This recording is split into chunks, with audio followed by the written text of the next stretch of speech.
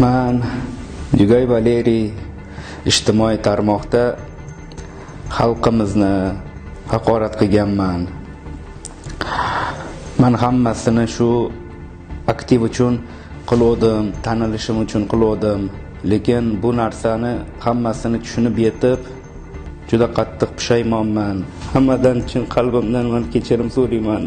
Juda qattiq pushaymonman. Iltimos qolaman, meni kechiringlar, iltimos xalq. To'g'ri, mana ijtimoiy tarmoqda qilmagan ishlarim qolmagan. Aktiv uchun men davlatimizni, xalqimizni, millatimizni haqorat qilganligim uchun juda qattiq pushaymonman.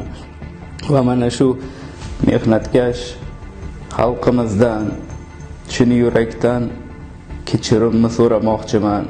Mazkur holat yuzasidan fuqaro Yugay Valeriyga nisbatan O'zbekiston Respublikasi Jinoyat kodeksining tegishli moddalari bilan jinoyat ishi qo'zg'atilib, hozirda tergov harakatlari olib borilmoqda.